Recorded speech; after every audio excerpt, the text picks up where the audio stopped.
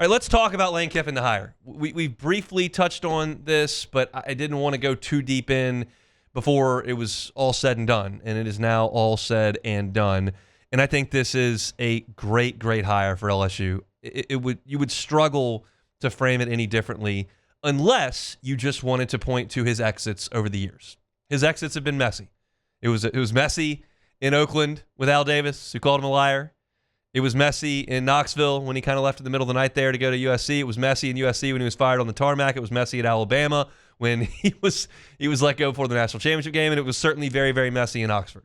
So if you want to point to the end of his tenure as a bad thing for the start, I guess you could paint the picture this negatively. But if you want to look at what Lane Kiffin has done on the football field as a head coach, as an offensive mind over the last 15 years, you would have a very difficult time picking apart this hire. Lane Kiffin went to Alabama, and he ushered in Nick Saban's spread offense, dynamic offensive attack. Nick Saban at the beginning of his Alabama career was, hey, we're going to get in the I formation, we're going to run the football, we're going to Mark Ingram you and Trent Richardson you to death, and our defense is going to allow 6 points a game, and that's how we're going to win. And then he looked at this and said, well, we probably can't beat the best teams in the country anymore 17-10. Like, we're going to have to go score some points. So Kiffin came in and he took Blake Sims, who was a converted running back, and set passing records at Alabama. And then he was ushered out there, and then he went to Florida Atlantic, where they had just started the football program, like Howard Schnellenberger started it, and they had not done anything. And Lane Kiffin won 2 conference championships at Florida Atlantic. And then he went to Ole Miss. And after his first year, the COVID year, the next 5 years he won 50 games, averaged 10 wins a season at Ole Miss. Ole Miss is one of 3 of the 12 SEC schools that were there when the SEC championship game started. One of 3 that had never reached Atlanta. Kentucky's never reached Atlanta. Vanderbilt's never reached Atlanta. Ole Miss never reached Atlanta. This is the program you took over that has not won a conference championship in 60 years. And Ole Miss won more games than everyone in the league over those 5 years except Bama and Georgia, 2 of the pillars of the sport. Lane Kiffin beat Georgia, and he beat Oklahoma, and he beat LSU, and he made the college football playoff at Ole Miss. He did a brilliant job in Oxford. Everyone in Oxford right now is suggesting that Golding is the culture guy. Golding's the guy that handles all their recruiting. Charlie Weiss is a great offensive mind. Lane Kiffin is a traitor and a snake. But the actuality is, if you go back a month and a half, he was the toast of the town, and he owned Oxford because he won at a level that no one that follows that team has seen in their lifetime unless they're 75.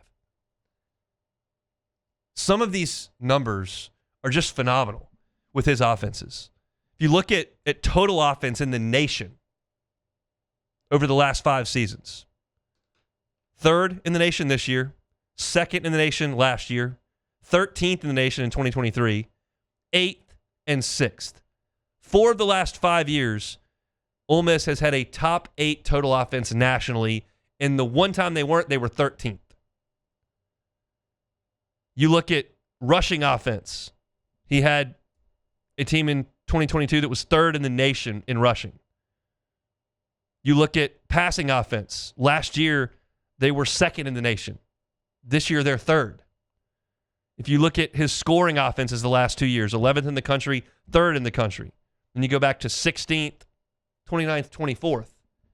This is consistently an excellent product offensively at Ole Miss. And sometimes they do it through the air as good as anybody in the country. Sometimes they do it on the ground as good as anybody in the country. But ultimately, they move the ball as well as anybody in the country at Ole Miss.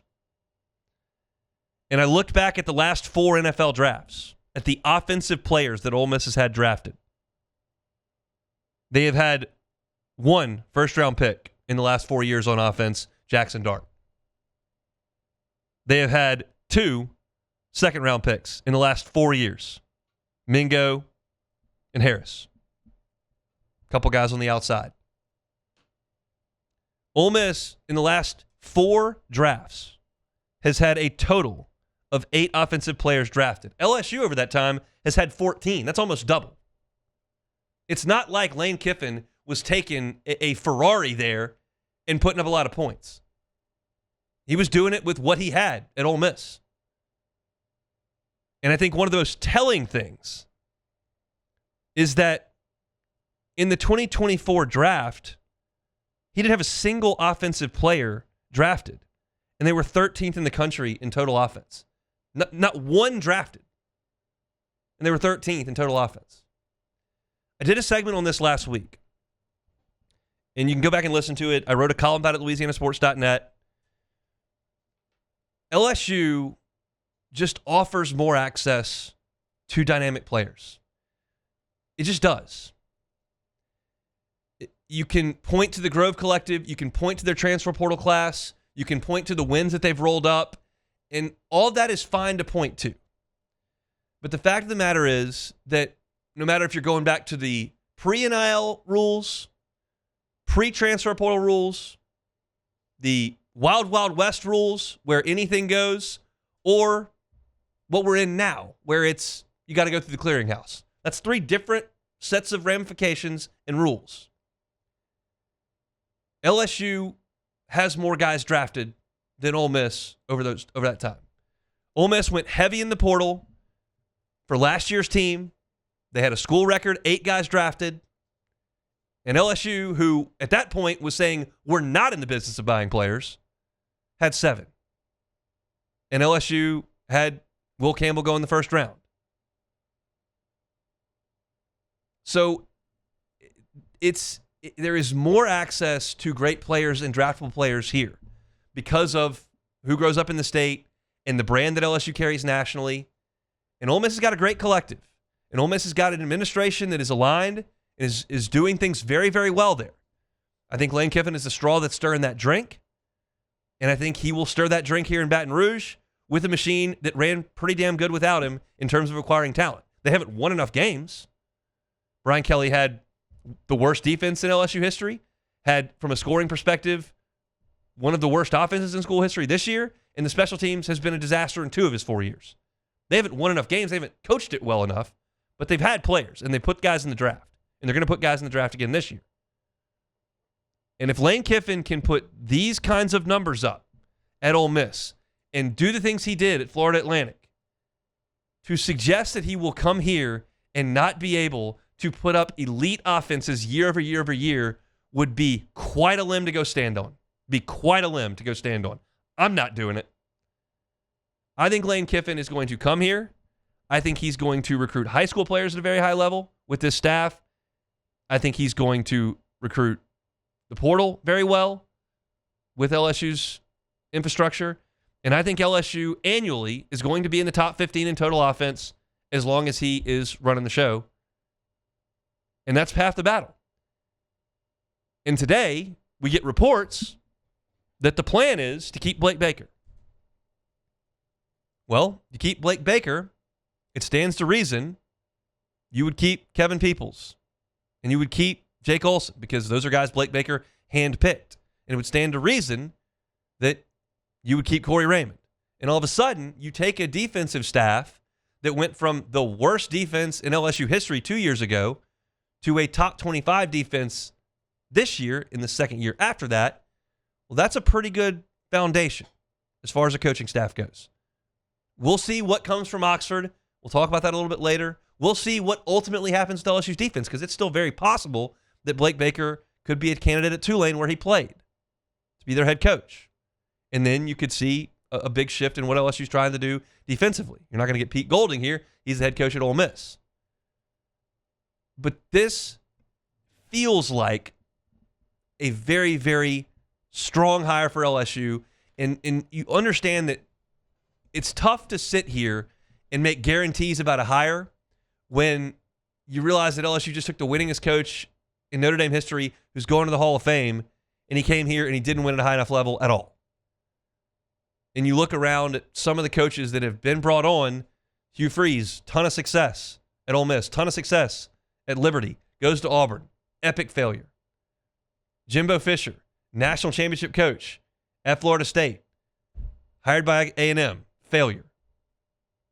Nothing's certain. Nothing's certain. But this feels like as close to a certainty on the offensive side of the football as you could have. To take a coach who has proven this at 3 different stops, who has access to this kind of talent and these resources and that athletic department and that stadium and that national brand, it's just really hard to sit here and say, yeah, that probably won't work. I'm guarded because of what we just watched and some of the other examples I just laid out. But this is about as compelling a case as you can make. I think it is a great hire for LSU. It's a great hire for LSU. And we'll hear from Lane Kiffin in 2 hours, and maybe we get some answers to some of the questions that we have. And he's certainly got his quirks. And he's certainly got a reputation. I used the line in my column at LouisianaSports.net today from Seinfeld. Elaine Bennis is a bad breaker-upper. Tells about a boyfriend that she broke up with. Bad breaker-upper. You could pin that on Lane Kiffin. He's a bad breaker-upper. But man, can he coach some football on the offensive side. And it's just very, very easy to envision the next crop of Jaden Daniels, Malik Neighbors, Brian Thomas, of Joe Burrow, Jamar Chase, Justin Jefferson, of Zach Mettenberger, Odell Beckham, Jarvis Landry. It's not one instance where you got that one group. This happens at LSU every couple of cycles. It just does here. And it's hard to imagine it not happening again here for Lane Kiffin.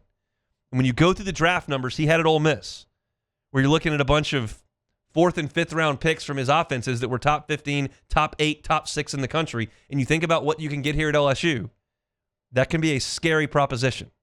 And at the same time, this is a very small piece to this puzzle, but it's one that I'm going to mention here at the back end of this. Ole Miss is one of the 3 teams on your schedule the next 4 years. I know LSU fans harbor more ill will for Alabama, more ill will for Florida, maybe more ill will for A&M based on the last couple of years. That's fine. But Texas A&M is the team, and Ole Miss is the team, and Arkansas is the team, those 3 that you're playing the next 4 years. And it is possible that you have just crippled Ole Miss's football program. It's possible Pete Golding picks it up and runs with it, and they continue to bring in the players that they think they can win with, and they get an offensive staff that may include Charlie Weiss, and that things continue to hum. That's possible, but y'all know my stance on the guy next to the guy. Y'all know my stance on Tennessee baseball. You know my stance on Texas A&M baseball. You know my stance on hiring the next guy on the bench. I think sometimes that can fall apart on you. And I think there's a real chance that Pete Golding doesn't win at nearly the clip that Lane Kiffin did. As I wrote, like, if Ole Miss's stock is trading at 10 or 11 wins in a college football playoff berth, I'm going to sell that stock. That's where I am on that. Hey, thanks for watching Hunt on LSU. Before you get out of here, do us a couple of favors. Hit that like button, leave your comments below, and subscribe to the channel for all your Fighting Tiger football talk. See you next time.